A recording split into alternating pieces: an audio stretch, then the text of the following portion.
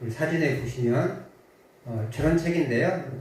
나온 지는 오래됐어요. 2011년도에 나왔는데 케이트 데이비스라는 20대 청년이 그 우간다에서 겪었던 일을 썼습니다. 케이트 데이비스라는 청년은 아주 부잣집에 태어난, 미국의 아주 부잣집에 태어난 여자예요. 그냥 세상에서 부러울 것이 없는 그런 사람이었어요. 아주 부자 동네에서 부잣집 딸로 태어났고 아주 지역의 명문 학교를 다녔습니다. 남자친구도 아주 잘생기고 똑똑하고 젠틀한 그런 친구를 사귀고 있었고요. 고등학생, 미국에서는 고등학생도 차를 볼 수가 있어요. 고등학생 차인데 몇 억짜리 한 스포츠카를 몰고 다니는 그런 친구예요. 근데 이 친구가 고등학교가 되는 여름방학 때, 미국은 이제 여름에, 가을에 학기가 시작하잖아요. 학년이 올라가잖아요. 여름에 이제 고3이 되기 전에, 고3이 되는 여름방학 때, 우간다 장교 선교를 갑니다. 3주 만에, 3주 동안 갔다 왔는데 너무 감동이 된 거예요. 아침에 밤새워 비행기를 타고 가서 아침에 눈을 떴는데 까만색 그 얼굴에 눈은 떨렁떨렁하고 하얀 이를 드러내서 웃으면서 자기를 마주해주는 백인 여자가 오니까 구겨온 거예요. 그 아이들이. 근데 그 고아원에 있는 아이들인데 그 아이들이 그 웃어주는 그 하얀 치아에 마음을 뺏겨버립니다. 3주간의 여행을 마치고, 선교 여행을 마치고 집에 들어가서 이제 고등학교 과정을 마쳐요. 그리고 대학을 가기 직전에 대학을 이제 시험을 보고 합격을 한 다음에 입학하기 전에 엄마 나 한 1년만 우간다 가서 살다 올게요 라고 해서 어쩌고저쩌고 허락을 맡았는데 그곳에서 지금까지 살고 있는 것 같아요.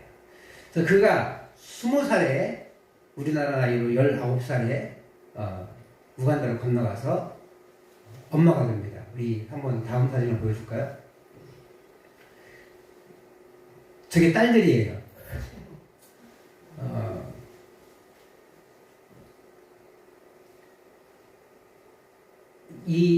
거기서 살다 보니까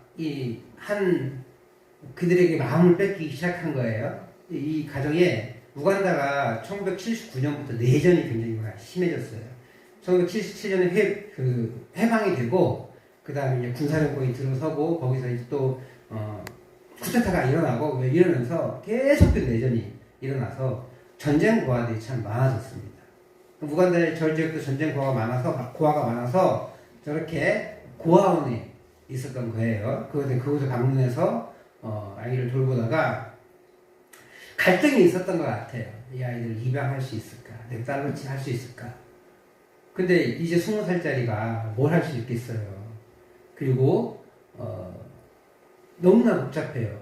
아직도 자기가 결혼도 안 했고 너무나 복잡한 과정이 어려운 고민하고 있는 중에 어느 날 수줍음 많은 5살 배기 스코비아라는 아이가 까치발로 이 방을 찾아왔어요. 근데 10분 가까이 한 10분 정도를 아무 말 없고 쭈뼛쭈뼛 이렇게 쳐다보고 있는 거예요, 계속. 그래서 10분 정도 지나서 수없이 망설이다가 이렇게 던집니다. 엄마라도 불러도 돼요? 그녀의 고백이에요. 쑥 빠져들어갈 것처럼 커다란 갈색 눈망울 앞에 그녀가 안 된다고 말할 수 있을까? 아니, 우리는 이미 가족이었다. 스코비아의 말을 듣고 내 목구멍까지 가득 차있던 말이 자연스럽게 입 밖으로 나왔다. 그래, 내가 내 엄마야. 1년만 있겠다는 결심이 결국 평생으로 바뀌었고 그냥 여전히 우간다에서 가정을 세우고 사람을 세우는 일을 감당합니다. 그래서 이렇게 10명이 넘는 아이가 입양을 했고요. 섬기는 아이들이 400명이 넘었다고 그래요. 이게 2011년도 얘기고요. 또 그 이후로 또 책을 내서 계속해서 재단을 만들고 이 아이들을 섬기는 일들을 감당하고 있어요.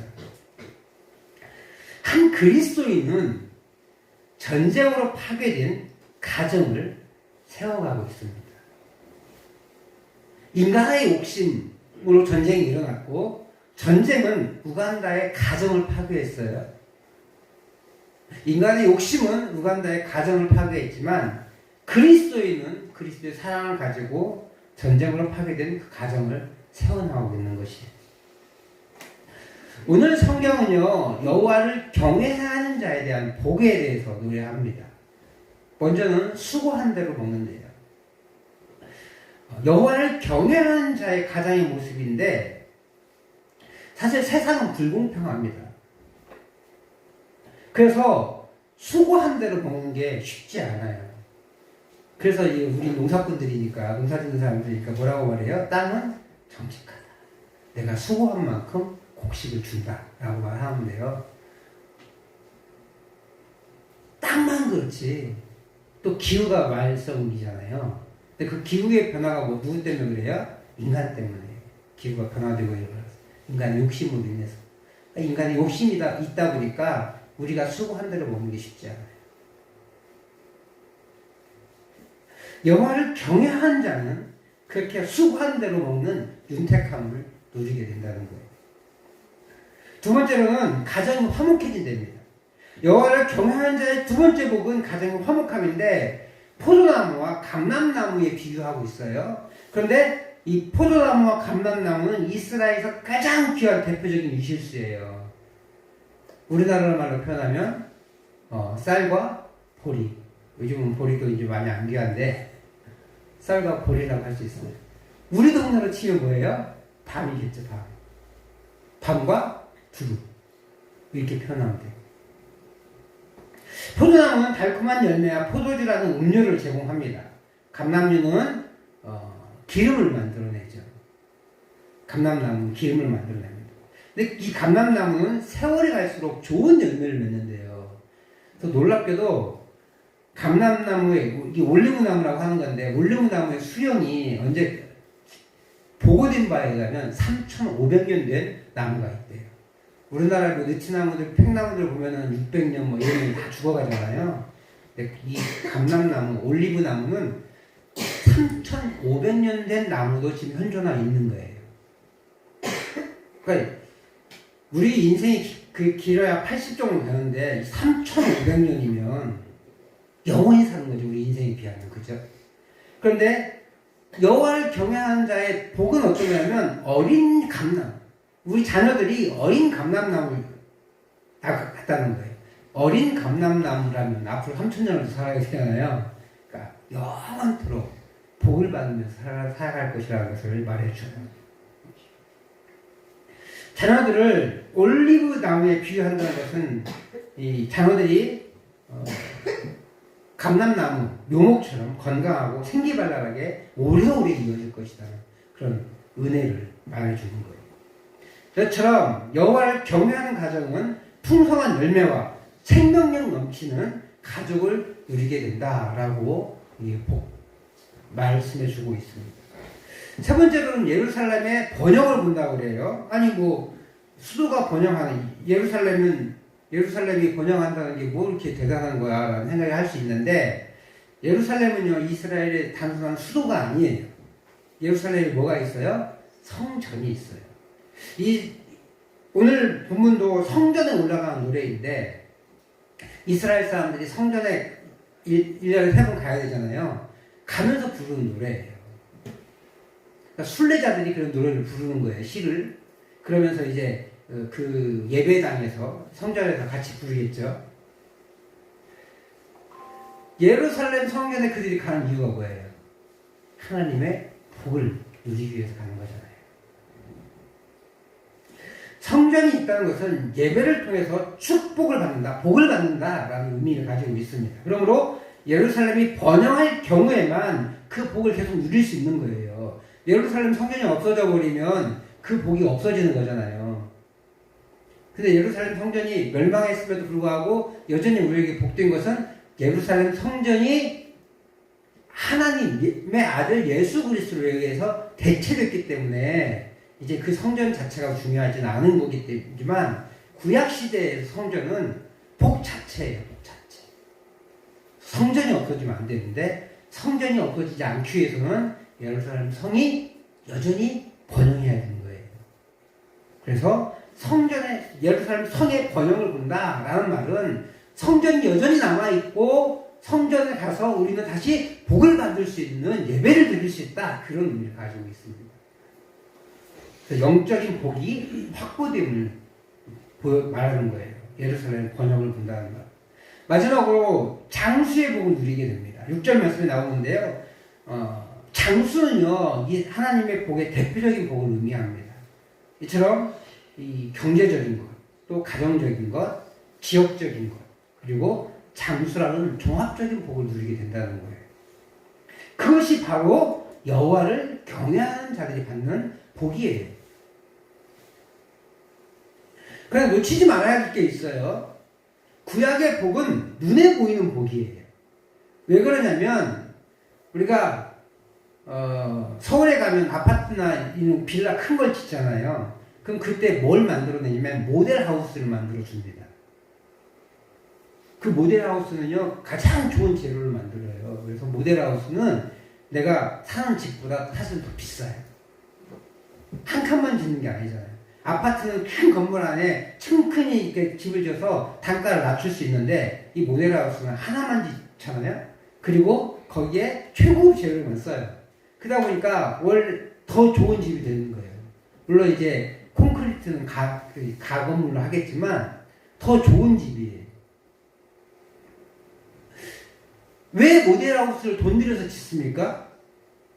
그냥 아파트 광고 해놓고 아파트 살라면 사고 말라면 말든지 뭐 이러면 되는데 왜 그래요? 이런 집을 눈으로 보여줌으로 사는 사람들에게 구매욕을 자극하는 거거든요.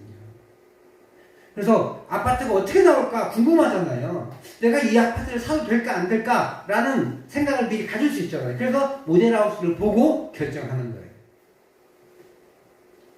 구약의 복은 이런 모델하우스와 같습니다. 실제로 그 복이, 우리가 모델하우스 사는 사람 없잖아요. 그죠? 실제로 그 복이 우리가 영원히 누리는 복은 아니에요. 하지만 하나님을 믿고 하나님을 섬기는 삶의 그 윤택함을 보여주기 위해서 눈에 보이는 복을 주신 거거든요.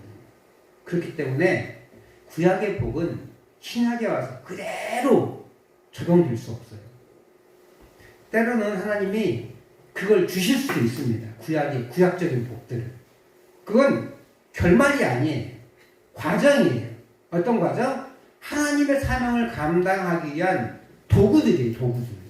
지금에게 주시는 그 눈에 보이는 복들은 하나님의 일들을 감당하기 위한 도구예요. 근데 구약에는 그 자체가 복이었거든요.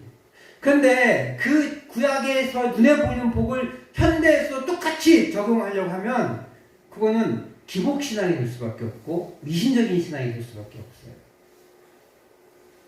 그래서 신약에 와서는 복의 개념이 바뀌었습니다. 그래서 이 구약에서의 복은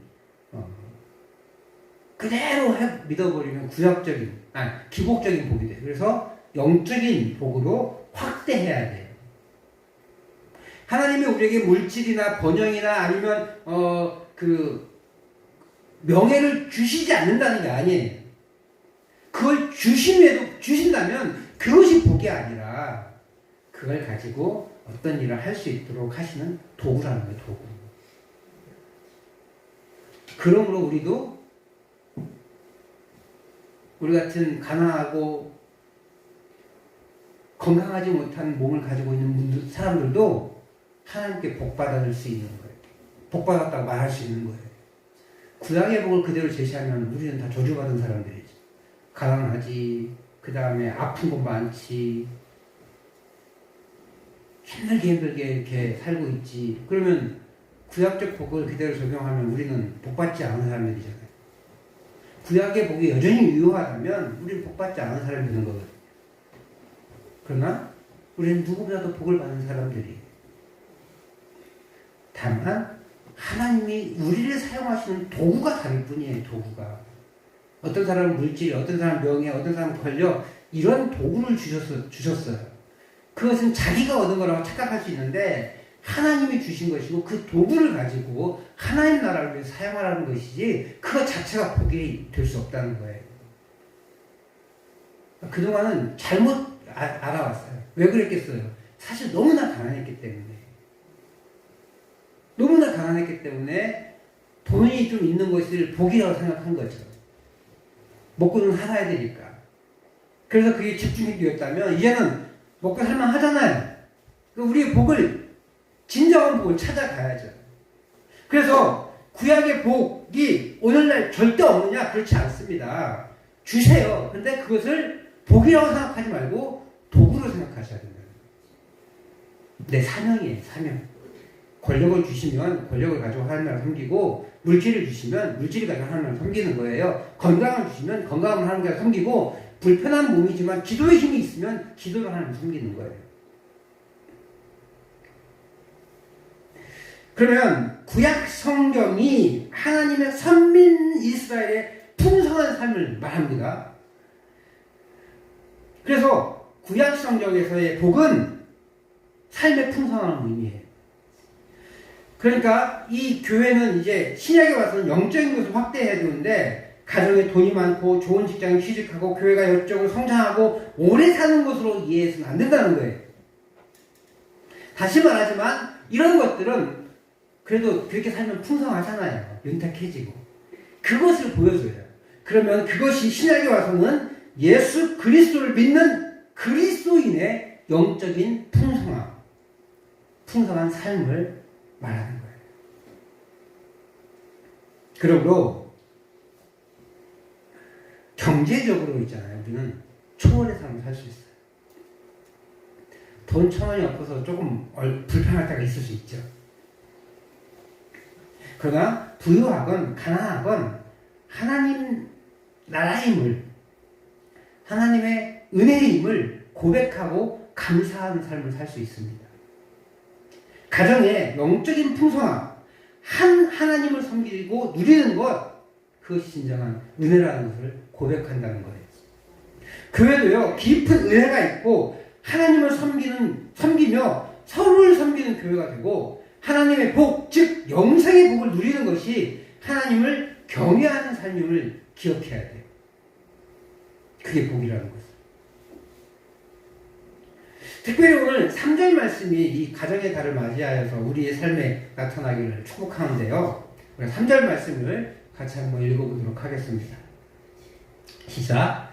내 집 안방에 있는 내 아내는 결실한 포도나무 같으며 내 식탁에 둘러 앉은 자식들은 어린 감람나무 같으리로다.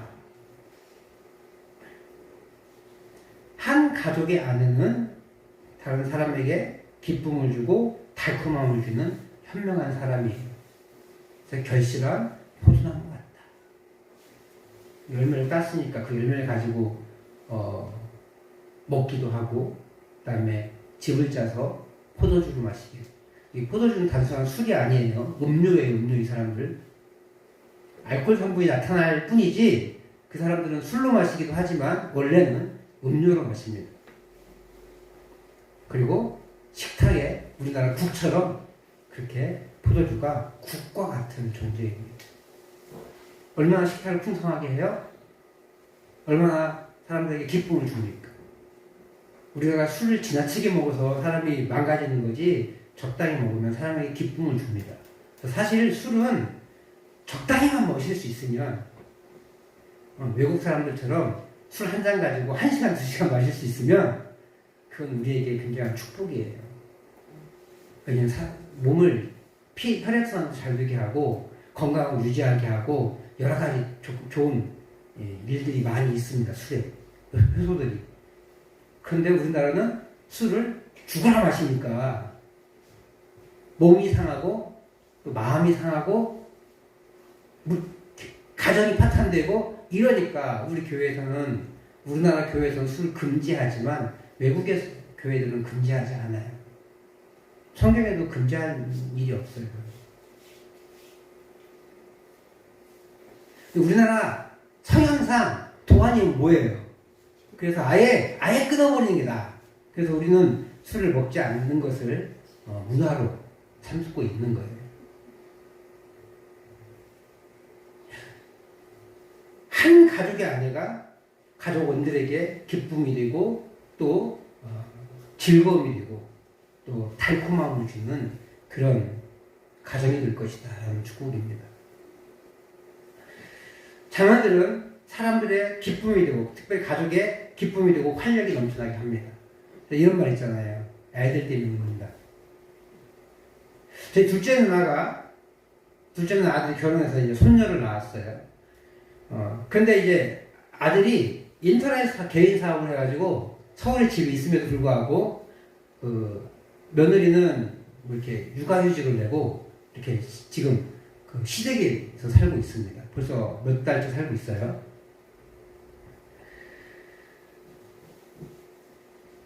그러다 보니까 이제 누나와 자영이 손주를 보게 되잖아요, 자주. 근데 손주 보는 맛 푹 빠져 있어요, 지금 보니까. 그런데 그러다 보니까 집에 웃음이 넘쳐나고 활기가 생겨납니다. 저희 누나가 아들 둘인데요. 고등학교 때부터 다 타지방에서 고등학교를 나왔어요. 큰애는 전주에서 나왔고, 둘째는 안산에서 나왔어요. 그러니까 고등학교 때부터 남자 둘인데 거기다가 고등학교 때부터 나갔으니까 뭐 이렇게 뭔 기쁨이 있겠어요. 서로 그 아정이 둘만 잘한 거예요. 그나마 이제 누나 주변에 이렇게 식구들이 살아서 그나마 북적북적 되는 거지. 아마 둘만 살았을 거면 적적했을 겁니다. 근데 이 손주가 오니까 너무 예쁜 거예요. 첫 손주거든요. 그러다 보니까 이 가정이 막 웃음이 생겨나고 또 아들 내외가 와 있는 거잖아요. 그러니까 또 활기가 넘쳐납니다. 이렇게 어린 자녀는 가정에 기쁨이 되고 활력을 주게 됩니다. 하나님을 섬기는 현명한 아내는 사람에게 포도나무처럼 열매를 제공하고 음료를 제공합니다. 자녀는 기쁨과 활력을 줍니다. 하나님을 온전히 섬김으로 한 마음이 되는 가정의 모습이 이와 같은 거예요. 왜 이 안에 갈등이 없고 왜 이 안에 아픔이 없겠어요? 하지만 하나님을 믿으니까 그 갈등들을 다 이겨내는 거죠. 백가족 시대에 우리는 이렇게 함께 살 수는 없을 거예요. 우리 그 둘째 누나 가정에도 특별한 상황이 생긴 거니까. 그러니까 내려와서 같이 이렇게 몇 달을 보내고 있는 거지 언제 자기 집으로 갈지 모릅니다. 그러나 자주 오지 못하더라도 믿음으로 하나가 되는 가정은 그 기쁨이 너무나 큽니다. 지난 금요일에 큰 누나 조카가 옷가게를 열었어요. 그래서 그 비를 뚫고 다 모였습니다. 우리 미국에 계신 형님 빼고는 다 모였어요, 식구들이. 그래서 가정이 모여서 예배를 드렸어요. 뭐 형님이 미국에 있으니까 또 제가 예배 인도를 하게 됐죠. 조카가 출석하는 교회, 누나가 출석하는 교회 목사님도 예배를 드렸을 거예요.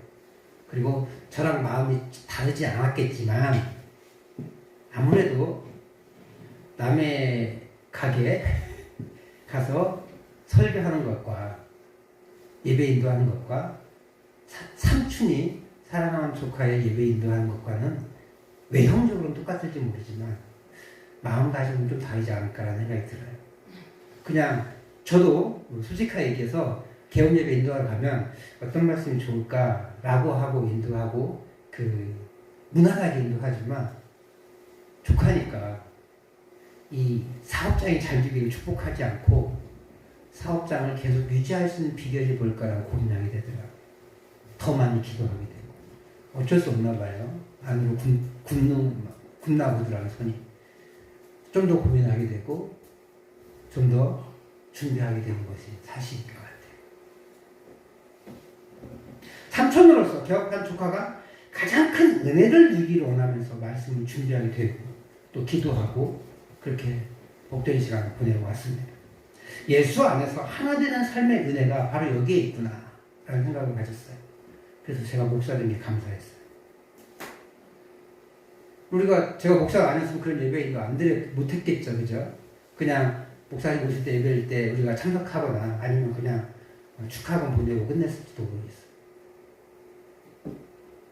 이게 복된 가정의 핵심이, 이 복된 가정의 핵심 바로 1절에 있는데 우리 1절 말씀을 같이 한번 읽어보도록 하겠습니다. 시작. 여호와를 경외하며 그의 길을 걷는 자마다 복이 있도다.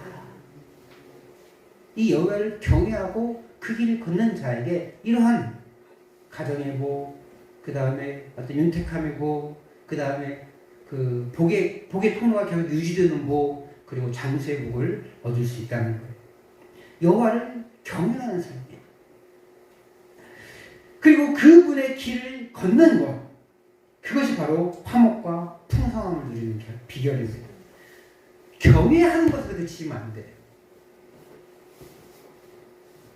그의 길을 걷는 것, 즉 믿음의 길을 걷는 것이 우리 집을 복되게 만드는 비결이에요. 늦었다고 생각하지 마시길 바라고 끝까지 그 길을 가는 것을 보여주십시오. 머뭇거리거나 멈추지 말고 내 삶에서 주님이 기뻐하시는 그 길을 걸어가시길 부탁을 드립니다. 그것이 우리 가정을 복되게 만드는 비결이에요. 누구나 경외합니다. 그런데 그 길을 가는 사람은 많지 않습니다. 자신은 구원할 수 있을지 모르지만 가족을 구원할 수는 없어요. 대부분 자녀들이 장성하셨겠지만 늦지 않았습니다.